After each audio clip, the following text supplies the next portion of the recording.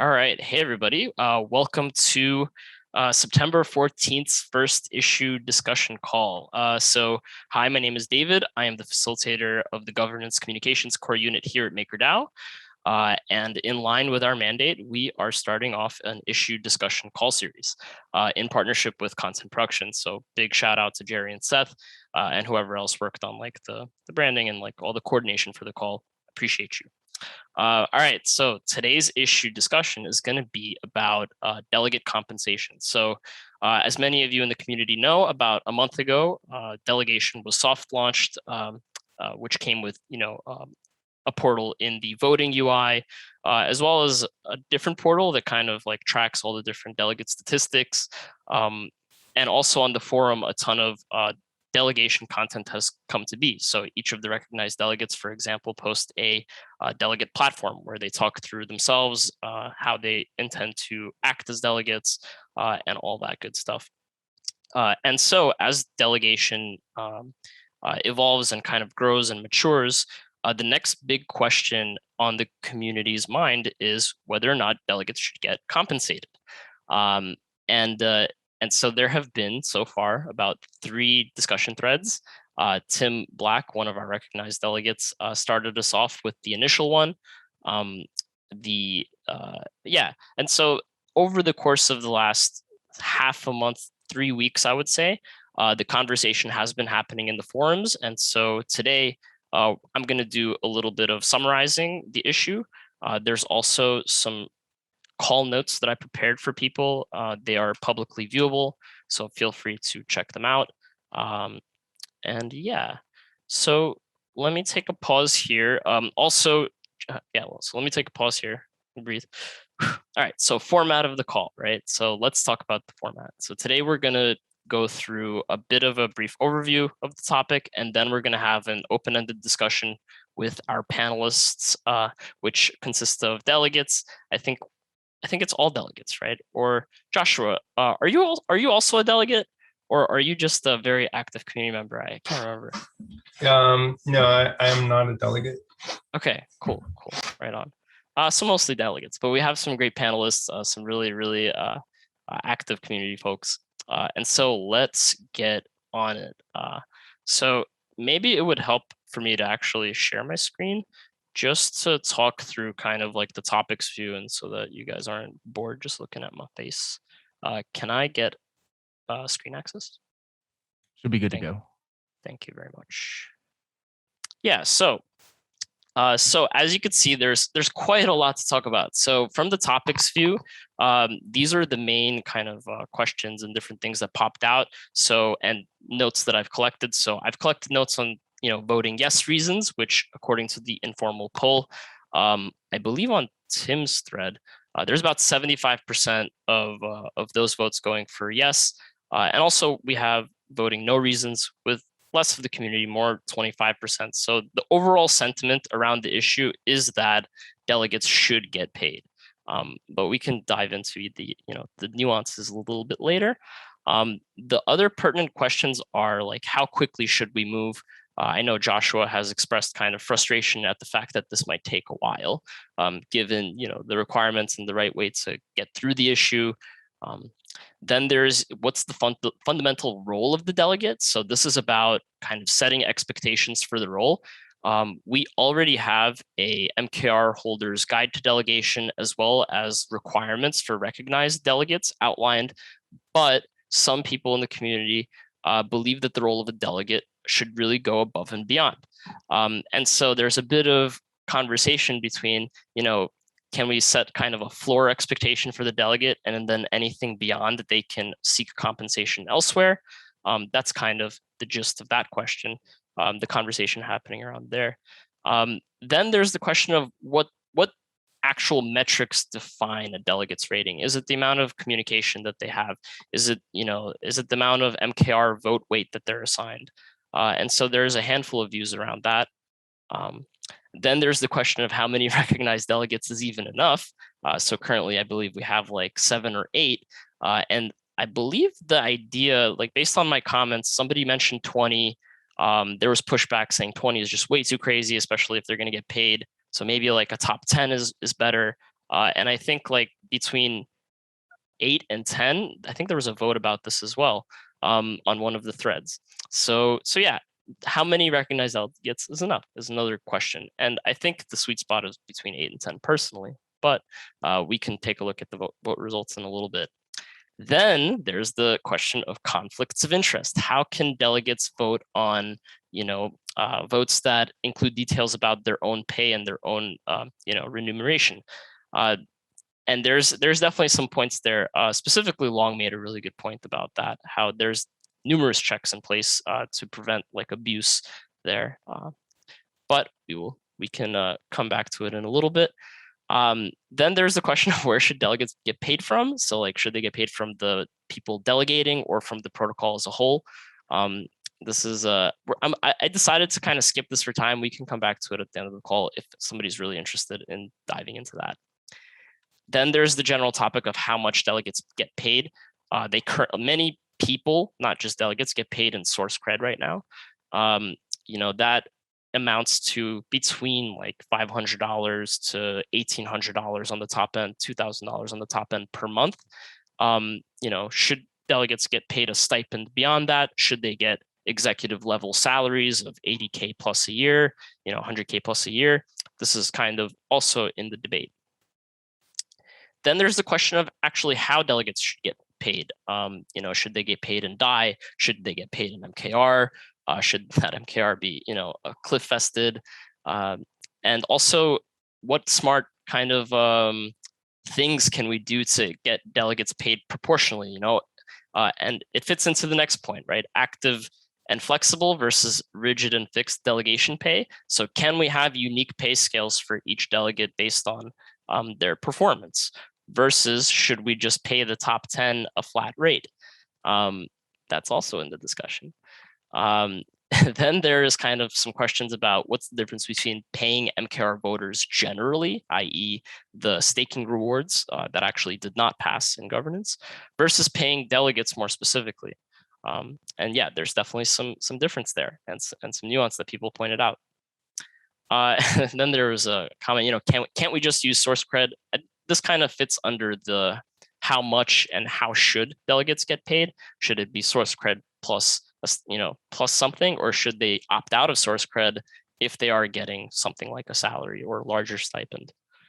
And then there's the general question, and we could skip this, but we can come back to it if we need to, of how we can improve the overall delegate system. So as Long mentioned in the forum, actually highlighted it here, bear with me. Yeah, we don't need to figure out the final form of delegation and governance, but we do need to make iterative improvements and mitigate any issues that we're seeing. And that's kind of what we're doing here today. So let's get into it. And perhaps we can start off with, what's the fundamental role of the delegate? Do you guys agree with the current minimal expectations being set? Should they be revisited? And I'm curious on everybody's view on that. So feel free to take the floor, any of our panelists. I'll start first. So I represent Flip Flop Flap Delegate, LLC, Delaware company. My name is Frank Cruz. I'm AKA El Progreso on the forum, El Pro on the Rocket Chat. So I think the responsibility of a delegate is to have a fiduciary duty to MKR token holders and to do what's best for the maker DAO, for the protocol. So even if it means going against your own belief, in my opinion, you have to follow what's, again, the best interest of the protocol. That's my opinion. And I think that, for someone like myself, who's a delegate, I'm looking to reiterate on what my voting process is, what my thinking is behind what folks that are delegating to me want to happen. But again, the number one priority for me is the fiduciary duty to MKR token holders. That's the way I view it, and be interested to see what the other co-peers think about this. Yeah, that's very interesting. Nobody actually mentioned fiduciary duty at all in the comments from my reading. So it's interesting that you brought that up. Yeah. Anybody have a response or anything to add?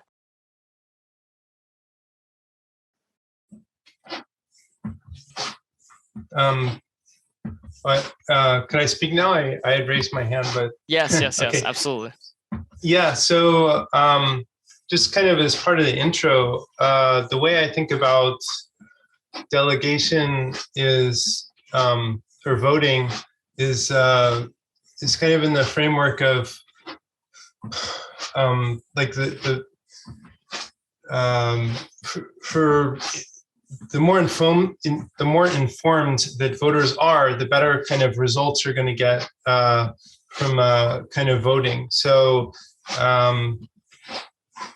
that's always like I've studied a lot about kind of democracy and deliberation and stuff like that. And I mean, this MakerDAO is not exactly a democracy because we're weighting the votes by maker weight, but I think in terms of the whether voters are informed is like kind of the most important thing for me, and so that's really why I see it being advantageous to compensate delegates, is because that'll give them kind of more motivation to become informed about the issues and have time to study the issues. And that's really the critical difference between, if you have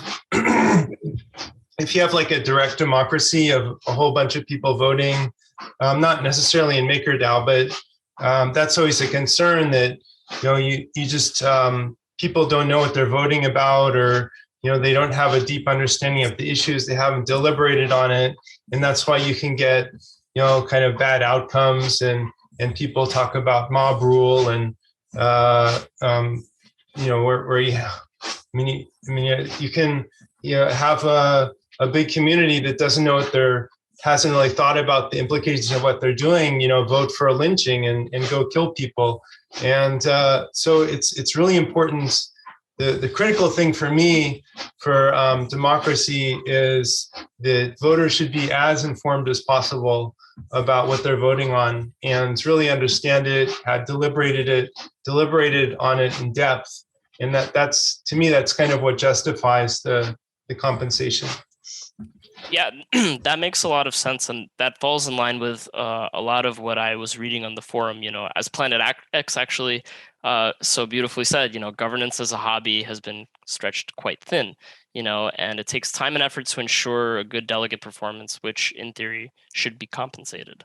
Yeah, I hear all of that.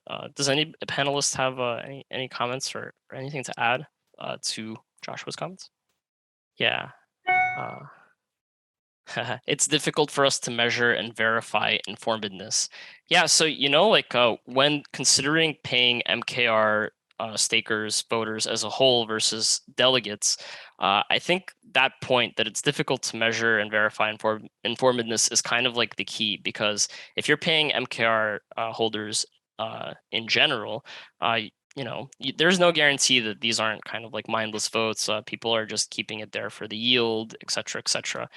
But if instead of doing that, you take a more focused approach and you pay maybe the top, 7 or 8 or 10 performing delegates, you get, a person in the community who is now incentivized to actually be as informed as you wish you were. But unfortunately, you have a day job and you're not here at MakerDAO. And I'm saying you as the small MKR holder who's actually delegating, right? But yeah. It is very advantageous to have delegates, in my opinion, just generally speaking. Is there any disagreement about that? Yeah, didn't think so. Yeah, cool. So maybe we can shift gears a little bit. And I actually realized that I made a mistake before jumping into the first discussion.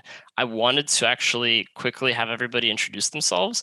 I know it's a little bit out of order to do it now, but perhaps everybody who agreed to be on the panel can maybe say their name, say who they are, and then we can get back to discussing. Yes, all right. I'm Planet X, and I'm a delegate for Maker. So I'm one of the first ones going for delegation. So I'm not going to spend any long time introducing myself. So I'm just going to give it over to the next person here. Tim, you want to go? I mean, I was just unmuting. Yeah, I'm Tim Black, also one of our first wave delegates here at MakerDAO, representing Feed Black Loops LLC, Wyoming. So yeah, really excited to be part of this conversation. Sorry for poking the dragon on compensation, but I saw some of our delegates were working harder than others and harder than most. And that's why I started the conversation. And now here we are to sort of hash out the rest of the details. So happy to be here. All right, Frank, you're up. Okay. So again, I'm Frank Cruz. I represent Flip Flop Flap, Delegate LLC, inspired by Maker, a smart contract language. I've been a community member now since early 2019, and really excited about being a delegate. I have mixed feelings about the compensation structure, but I'm willing to work with the community to make sure that we do build something that's a foundation for future DAOs. And I think there's going to be a lot of eyes just looking at us and trying to figure out how to do it, how to get the governance, how to get delegates, how to decentralize it. And so, yeah, there's no pressure, but we got to get this thing done right. Yeah, right on. So yeah, so we had Planet X, Frank. Joshua introduced himself a little bit ago, and then Tim Black. Yeah. All right, sweet.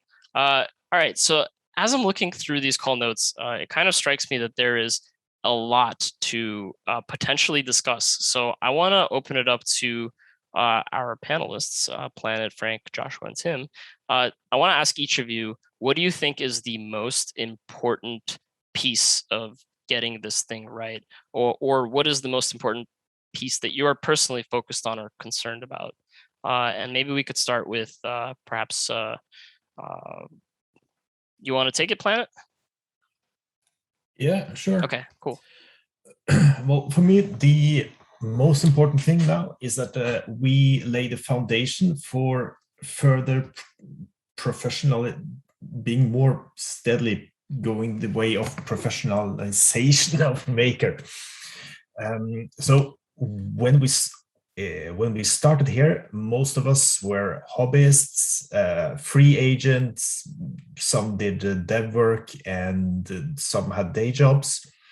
But as time has progressed, Maker is getting bigger and bigger and is taking up more and more time.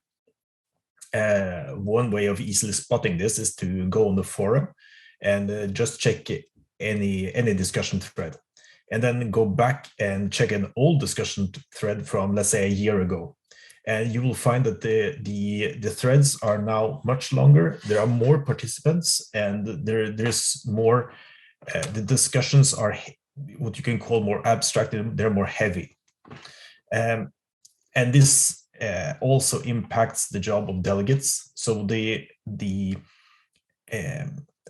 work itself is becoming more difficult to follow, and it takes up more time. So what I would like to see happen is that we agree on what a delegate should do, more or less, and from this list of tasks, there is a consumption of time, plain and simple, and this time needs to be compensated. There's of course on gas costs and whatever for doing things, but that's not the major issue here. The major issue is time. And what I'm thinking about is that most of us delegates in the first wave, let's say in a few years, we will probably have tired of being a delegate, possibly. Just like board members change jobs and politicians get tired of doing their job and look for something else to do. And we need replacements. And I would like the second wave of delegates to be really professional compared to the first wave. Yeah, I would like to. And these people require pay, plain and simple. And it is going to be exceedingly hard to convince really good professional people to do anything for free. And that's why I would really like to see delegates getting paid. Now the question is, of course, what should the delegate do? We will not agree on that in this meeting. But in general, I would say that a delegate needs to spend something like 10 to 20 hours, something like that. Possibly, less for somebody is 5, for other people is 40. But 10 to 20 hours, and then get compensated as a professional would get compensated. Yeah, that was quite a speech. Yeah, but I hear that. So you're after like the increasing quality of the people working at Maker, and if we can really like solidify our expectations for this professional delegate role, that's going to attract those kinds of people in the next wave. That is what I'm hoping. Yeah, that is the preferred outcome. Of course, you could say that there are very few things that prepares you for a crypto job. So why pay professionals? That's the counter side to this argument, of course. But you have to start somewhere. Taking the other side of that opinion, you have influencers like Cooper Turley, who's he's pretty much a delegate for all of crypto, right? Especially Ethereum. And when you see a young guy like that going out and posting on Twitter that he's not only doing this full time, but he's also getting paid in DAO tokens, governance tokens. I can only think about like a lot of young people that are up and coming that are going to want to do this, and they're not going to be staking professionally facilities, delegate facilities. They're going to be just individuals like you and I. And I think that you're going to see a lot of this happen because, as you can see right now, there's a lot of DAOs forming with just individuals that are just in the grind, and they're creating these DAOs, whether it's NFT DAO or it's some type of DAO that I can't yet understand. It's happening. And when you see it again, people like Cooper tweeting out like this and telling the young generation that, he's going to get paid in governance tokens, it's going to happen. And I don't know if it's going to happen with professionals or, just everyday people like us. But I think you got to give both sides, an opportunity. And yeah, you have to compensate somehow, in my opinion. So Frank, to summarize kind of like what you feel is most important, it's really like, yes, like compensation, obviously, but for you, it's more about giving the delegates actual, stake in MakerDAO, right? Pay them in governance tokens, not DAI. Am I getting that right? No, not necessarily. Either for me, it's either way personally. Running a delegate company, I'm obviously going to have some expenditures. Some of those are going to be obviously the obvious one, which is going to be voting, spending some ETH, right? Spending gas. The other things that I personally want to do, and I'm pretty sure some of the other delegates are thinking of doing, is going to some of these great conventions that are coming up, meeting some people, learning what the entire community in Ethereum and maybe others too, since it's becoming a cross-chain world, learning what they're thinking, and then bringing that back to the Maker community and communicating with them.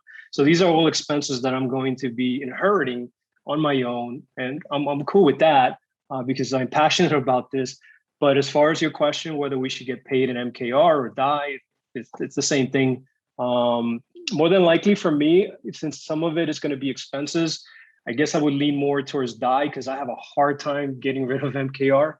It's easier for me to spend DAI because it's meant to be spent. So I think I would lean more for DAI, but if I could be like Cooper and just hold on to all my tokens, I don't know what his situation is, but I would, but I'm pretty sure he has some expenses like all of us do. Yeah, right on. So let me extend the initial question, and for those of you who joined us just recently, so the question is, there's a ton to talk about. Of all of the things to talk about, what do you find to be the most important piece of the issue that you have either a strong opinion on, that you want to make sure is gotten right? And then, yeah, we're kind of just free flowing from whoever's answer from there. So, Tim, you want to take a stab at it? Yeah. So the I guess the most important thing to me is like kind of getting to a step one kind of proposal that we all kind of feel reasonably comfortable with, and so we can get delegates start getting paid. Like, you know, I don't want to see this dragged out for months and months as we negotiate details. So, you know, I want a good starting point. But I don't want to get too hung up on trying to make it perfect from day one. Yeah, I hear that desire for sure. And actually, maybe Long can speak to this, or maybe I could just summarize it. But on the forum, there's kind of like a couple of different things we could do. So while like the fuller MIP with the whole formal process going, you know, through like signal requests into like the whole MIP, before that's done, it's possible to do a kind of like time limited trial. And so we would, use the formula or a version of the formula that you provided, Joshua, and like, we do it all kind of off chain and manually, and we, get the payments out through a governance vote. And this is kind of like the interim solution to at least get delegates compensated, something as soon as possible, right? And then as like a more formal proposal comes about, we can really sharpen it and see like where the holes are, and we can use that little pilot program to inform us, right? So that's like one option for getting it really off the ground. And I'm curious if anybody, if Long or anyone wants to color that with more info. Yeah, just to clarify, I did say someone should write the MIP as well before we actually like sort of do the trial, right? Because it's important that we sort of everyone clearly understands what's going to happen during the trial, right? And the MIP format's kind of good for, sort of making sure you describe like each part of the thing, how everything's going to work step by step, better than like a forum post, right?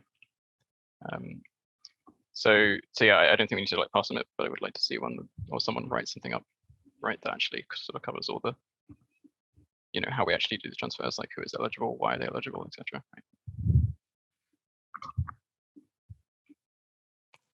Yeah, I threw in some notes there, like for like the fuller process, polls like the 3 different informal poll threads that we've seen help with community sentiment. They greatly helped me in putting together the call notes. There was an absolute ton of great information, and actually a ton of like back and forth conversation that led to agreement, which I see everybody is kind of like moving towards a very similar direction, slowly but surely. But yeah, so what would the next step be? Would it be like for the time limited trial? I mean, Long, like how would somebody try to kick that off? I'll take that. So I sort of capped the latest voting thread with like the topics and the parameters that we sort of need. I think we've actually voted on most of them. And so I think the next step is really just formalizing it into a MIP and writing it down. And then working with GovAlpha to make sure we didn't miss any holes, I guess, and the rest of the community to make sure it's all covered. And then just being very clear in that language to say this is a trial MIP for this period or the first stage of this is 3 months, and then we reevaluate it or something. That's why I made that whimsical thing, because I just have to make it visual. I can't think things through like entirely in like 20-page documents. So I think that's sort of the next step there. Yeah, right. It's kind of like landing on the moon, right? You land once, and you don't just say, "Hey, I got it." You got to keep iterating, right? Like, so same thing for that crazy climber who climbed El Cap, I think it's called, in Yosemite Park. Yeah. Yes, Alex Honnold. Alex Honnold. He had to do it 10,000 times to do it with 10,000 times with a rope, to do it once without a rope, which is bananas. So I don't know how he did that, but yeah, that's kind of like, I think the approach we have to have here. And yeah, I'm all for this 3-month trial thing here. Personally, I don't know how the other Planet X, how you feel about that. I'm not sure if I saw any comments on that from you. Oh, I think 3 months is fine. Excellent. 3 months.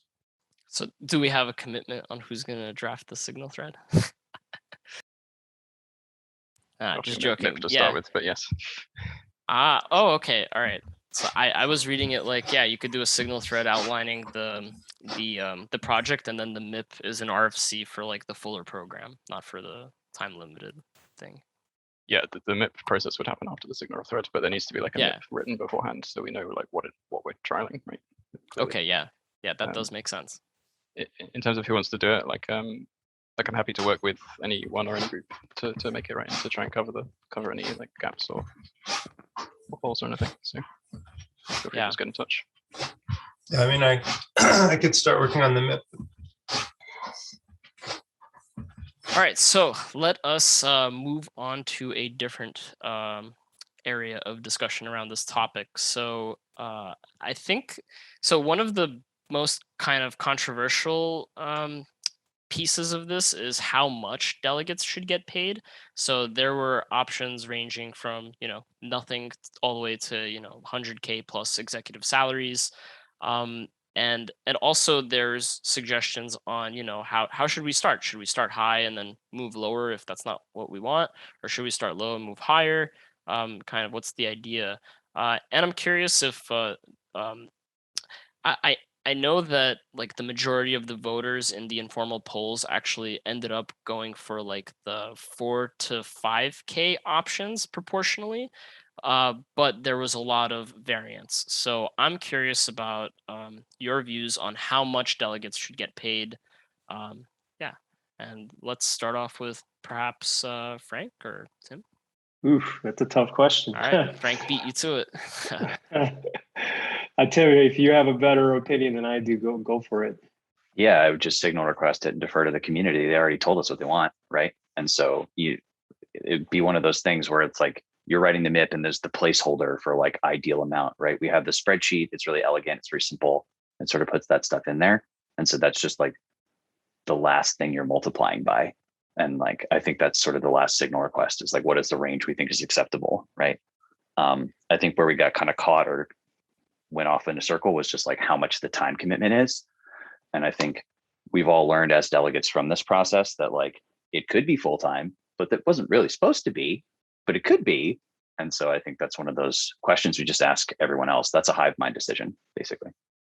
Now that I've repeated myself. I mean, that's kind of like when I was reading everything, I kind of like the idea of having like a minimum default delegate, and perhaps like, you can have like a bottom of the range compensation package for that person.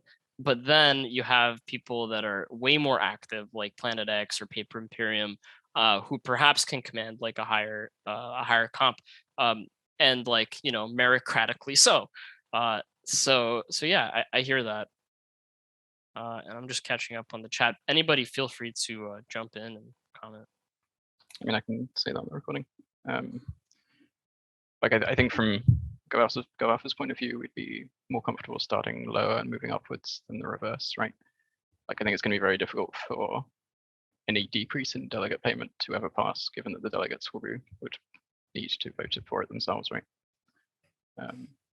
So kind of much prefer if we start that way rather than sort of start high. Yeah, that makes sense. And actually, like you just mentioned something that I would love for you to expand upon, and that's kind of the conflict of interest of voting for your own pay. And I know that you wrote out a few like kind of like a checklist of natural checks in place to prevent abuse. Do you want to talk through that a bit? Yeah, I mean, there's a few options, right? Like I guess the kind of other group that has power within the MakerDAO that isn't the delegates is the core unit facilitators, right? So one option is to say in the MIP that like only coordinate facilitators can create proposals to adjust delegates' pay, for example. Like absent some sort of kind of commitment to something like that in the MIP, it's kind of on, I guess, GovAlpha to kind of make sure that the actual maker holders are informed when the delegates are, trying to adjust their pay in some way such that they have a chance to like block that proposal, which is doable, but is potentially a lot of work, right? Because a lot of the people that are delegating kind of don't want to be actively involved themselves, right?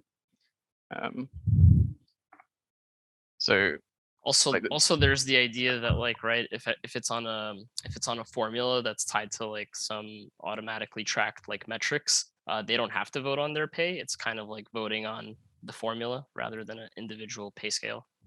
Yeah, but there's always going to be input to the formula, right? Like, which can be higher or lower. Like there'll be like or there'll be like a total which is split between the delegates, or like base pay that'll be input into the formula. Like there'll always be, like the delegates will always be able, or they can just change the formula, right? Like there's always a way for the delegates to vote themselves more pay if they want to. So like, essentially, GovAlpha acts as like a watchdog over this particular unavoidable conflict of interest. Yeah, but it gets a little bit tricky, right? Because it's, if it comes down to like GovAlpha like trying to block a proposal that we think is ridiculous, then that causes like a whole bunch of problems, right? Because by whose metric is it ridiculous? The delegates obviously don't think so, otherwise wouldn't be proposing it. Like maybe GovAlpha thinks it's too high. Maybe like some of the coordinate facilitators don't. Like that's a big argument, right? I mean, it sounds like a typical like campaign against any proposal that seems like bad or something. It doesn't. Maybe it doesn't even necessarily have to be GovAlpha, right? Like it can be anybody. Like, oh, hey, I noticed that this, and that, and this makes no sense because of this, and that. And here's a signal request. If you agree with me, vote yes. If you disagree with me, vote no, and tell me why. Something like that, right? But it's essentially like the same thing, but you guys are just claiming sort of that, priority responsibility for, we will definitely be looking after this. It's more just that like other people, like other community members don't like have any like concrete power to stop it, right? Yeah. Like people can complain and sort of do signal requests, but they can't like unless GovAlpha like sort of says like, no, we're not voting on this proposal, then like there's nothing to stop any proposal going through, at which point the delegates can vote for on chain, and presumably they have sort of command the power to pass any proposal. Yeah. So yeah, it's tricky. Like I'm not anticipating any immediate problems, right? Like none of the delegates have struck me thus far as sort of super problematic in this regard, right? But it is something we need to kind of pay attention to as we sort of move forwards, right? Because that may not always be the case. Yeah, absolutely. I am curious about this one. Actually, besides voting for your own pay as a delegate, are there any other vote types that would be a conflict of interest? I'm curious if anybody's thought of any, because that's really the only one I've seen mentioned so far. Besides, I guess, like if you're a large asset holder of something, voting on like those vault parameters, but you're, if you're not part of the PP, parameter proposal group, then I don't know. I feel like you're far enough removed that you could vote, but I don't know. Go for it. There's potentially a lot of stuff, right? Like whether it's sort of just like changing the governance structure in any way, right, can potentially be a way to like gather themselves more power, right, for the delegates. There's lots of. I don't know if they're conflict of interest, but there's lots of like attack vectors, I guess is maybe the better way of putting it. There's a lot of things that they could vote on for their own benefit versus like the benefit of the protocol as a whole. Yeah, more or less. And it depends on their maker holders paying attention, attention, right? Or the rest of the community are able to sort of bring maker holders' attention to those votes before they pass, right? Yeah. All right. My brain is kind of going off topic because I want to ask more general delegate stuff, but I'm going to rein myself in and kind of bring us back to the compensation question. We just briefly talked about kind of the conflicts of interest for voting for your own pay and kind of the checks in place. Even before that, we kind of talked about the fundamental role of the delegate, how much delegates should get paid. I'm curious to see if there are any topics that came out of our previous conversations that anybody here would like to focus on. And if not, I'll kind of throw out a new fresh prompt. All right, cool. So new fresh prompt it is. So I'm curious about people's views on whether or not delegates should continue to get paid by source cred, regardless of what their additional compensation would be, versus not getting paid by source cred and getting that compensation.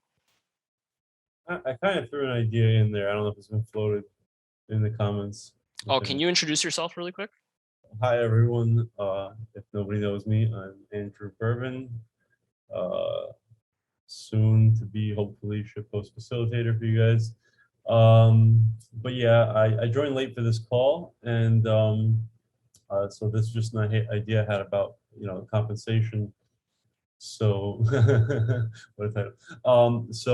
Compensation, just knee-jerk thought, like, so above some minimum threshold, let's say you have 50 or 100 maker delegated to you, you qualify for some base pay, right? And if you only have like too little, I don't know how that would be defined. Maybe you weren't qualified to be a delegate, or it's not yet, or something like that. And then more compensation that grows asymptotically with how much you make, or logarithmically, right? Whatever, like approaches some like sort of limit on how much compensation you get, right? So that sort of idea. I don't know if it's a good idea. No, it's not linear, Tim. So actually, hold on. Yeah. So Joshua put forth a really interesting equation that him and Long kind of like went back and iterated on.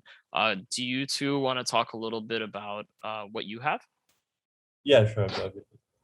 Because it's similar to what you're saying, Bourbon. It's just a bit more like refined. And I think, yeah, it was mostly Joshua. Yeah, so the idea is actually inspired by a post from Vitalik a few months or years ago. I forget exactly when he posted it, but the idea is that it's kind of related to quadratic voting, in that you're, in this case, you're taking a square root, but like it's like a power of 2 or a power of 1/2 in this case, and then you allocate compensation in proportion to the square root of how much maker is delegated. And then the spreadsheet, there's some extra things we threw in there to distribute the pay. Like there's like there's, if you suppose you have, like currently we have like 2 delegates with 20,000 maker delegated, and there probably isn't that much difference in between those 2 delegates. So we're just going to put a cap of any maker beyond some threshold is just treated as the maximum. And that way we can distribute it across distribute the compensation across more delegates. So that's pretty much what. So like Andrew, you were talking about kind of a logarithmic curve, and that's square root is kind of similar to logarithmic. Yeah. Yeah. I mean, yeah, that's actually very, very similar. Maybe it's logarithmic square root. But I think one of the important things is a base pay. So like you don't start at 0. So like some base above, if you. So question for you, Bourbon, what would be like the criteria for awarding this base pay? Would it be a minimum amount of MKR weight? Would it be also like the requirement for, the whole gambit of the recognized delegate? So, I mean, for me, it would be, I mean, my first thought is how much maker was delegated to you. So, everyone could be deciding, maybe it's 25, maybe it's 50. I think definitely above 100 maker, like, you're pushing the needle, like, somewhat in one degree or another. And you're going to be putting in some amount of work, possibly consistent with everybody else, right? So everyone above some threshold of, maker delegated to them should be getting some kind of base pay. And then begins the, the square root approach or logarithmic or or some cap that we approach asymptotically, right? So that like just because you have 2 orders more maker delegated to you, you're not necessarily doing 2 orders more work. You are but you maybe deserve slightly more compensation for whatever it is, right? But I think most importantly, you start with some base amount for anyone that is above a threshold. If you're not above a threshold, I think maybe you could still be delegated to and you can still vote, but you're not maybe eligible for compensation until you can hit those sway enough. minimums, Until you can sway enough maker to delegate to you, right? Because maybe as it stands, anyone could just sort of like this could be gamed a little bit actually, right? Because I suppose I can delegate myself, right, anonymously, and then throw my maker, right? So I don't want to. So I guess you would have to have the delegated amount of maker, and also meet some sort of key points or whatever, just performance points to also qualify for the thing, right? You can't just be delegated enough maker and then just not participate, right? Like you have to also be, visible, vocal, even if you're anonymous. Like you have to be participating, right? So right. How that would be, but I think that the important thing is there is some base pay that is constant for all, and then above that, it just grows logarithmically, which is very similar to what Joshua said. So, do you or anybody disagree with the idea of having a total cap of DAI or MKR value distributed to delegates, and then also do you disagree that there should be like a cap on how many delegates get paid, like top 10 versus all of them? Ooh. I think Seth might have a comment. Andrew, you want to give it to him for a moment? Yeah, Seth. No worries. What's up, y'all? Well, one thing I wanted to throw in, I'm not opposed to the idea. I'm not necessarily opposed to the idea of a cap, but I just want to say however it works out, I'd like to see a minimum as well. I think an important part of this is that we don't want our delegates to worry about the costs associated with voting. We want them voting. We don't want them worrying about how much it's going to cost them. And even if they're relatively minor delegates, I think whatever the minimum pay is should be enough that, even if it's costing us a few $100s a week or $100, whatever's realistic, $100 a vote or something, that even like the smallest delegate is not worried about doing so. So that's the 2 cents I want to throw in. So that actually brings up like a bigger thing. So gas refunds as a program, like not just to delegates, but also to, past voters with like maybe a vote weight of like 1 MKR plus or half an MKR plus, so that we can't get like spam attacked. But whatever, like something like a gas rebate program, I don't think anybody has disagreed. I think the main thing is that people think it will be gamed, but you can actually design it so that it's not gamed, like, doing those, you're not going to get reimbursed your gas if you voted with less than half an MKR, So there's ways to design a system, but I definitely agree at a minimum, expenses should definitely be compensated for. Yeah.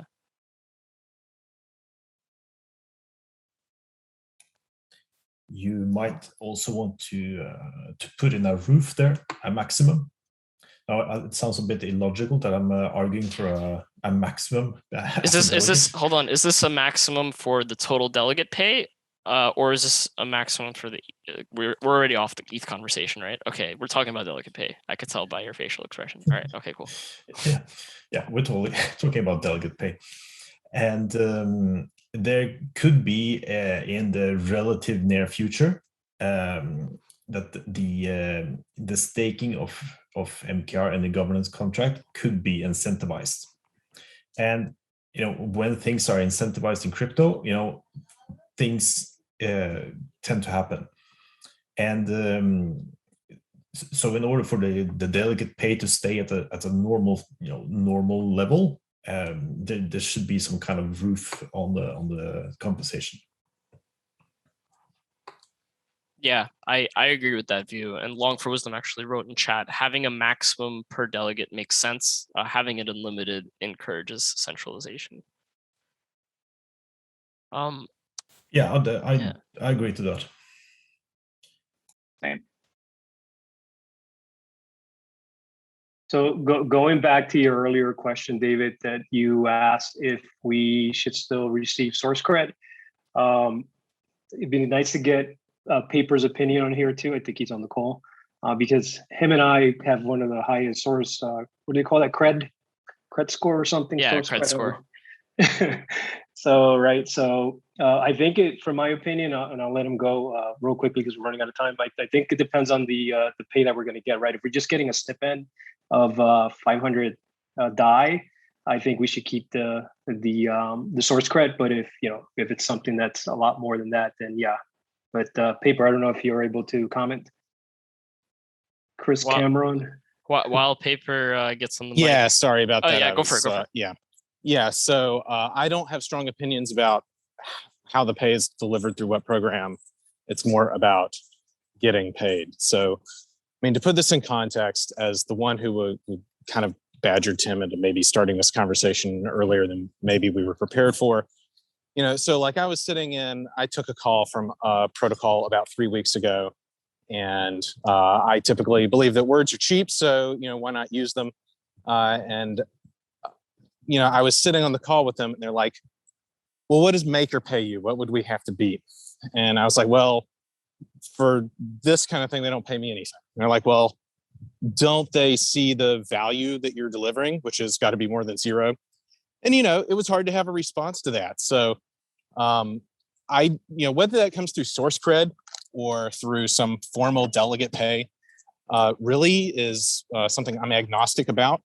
I will say source cred probably does not capture a lot of the activities that I do off forum, which, maybe that's fine. But I would say I don't care what the line items look like. It's more about the bottom line. Yeah, and just to add to the part where you don't have an answer when you tell people that you get zero pay for this, try telling that to your partner, girlfriend, or wife. Pretty tough to explain to them why you're spending sometimes till 7 p.m. And, I've also, this week I've had 3 protocols reach out to see if I was interested in working for them, like either in a part-time advisory role, but everyone has the same time endowment of 24 hours a day. So I'm not going anywhere. I'm here for Maker, but I do have to not come home with nothing. Yeah, I hear that. And that's a great note to actually end the call on. So we are about at the top of the hour. I'm going to give it, I don't know. I kind of feel like people have comments that they want to throw out. I had that one comment I wrote, but yeah. Let me wrap up the call. I'll stop the recording and then feel free to continue on. But I definitely, I have to drop, unfortunately. This was an extremely interesting call. I want to thank our panelists and also the others who chimed in on the conversation. Seth, Andrew, Paper, Long, all of you guys. Thank you so much for engaging in this and discussing. And I'm excited to get delegates paid. That's my personal view, speaking as an MKR holder. But yeah, it's going to be interesting seeing all the details get hashed out. So thank you all. I plugged in one thought before you stop recording. Yeah, sure. Before Okay. I stop recording? Yeah, before you stop recording. Okay, so Sure. as for delegate compensation, income is taxed really not favorably in the US, but if we just have a portion of the compensation to cover expenditures, like travel, whatever, that's not going to be taxable. That's going to be just covering business expenses. And then the rest of the compensation would be call options on MKR of some kind or some sort of structure like that, which are not taxed as income, but taxed possibly as a capital gain of sorts, which is a more favorable tax structure. So whoever might be open to that type of compensation, I think this would be a more favorable for a tax structure. Just a thought. I don't know if anyone's open to that, but that was my thought. Yeah, I think the way that delegates get paid is going to be interesting because there was already the conversation of, DAI versus MKR, and then this is already getting into like the real weeds. I would love to see a program where, delegates kind of have a choice. But yeah, right on. Thanks for that ending comment. And with that, cheers, everyone. Have a good day.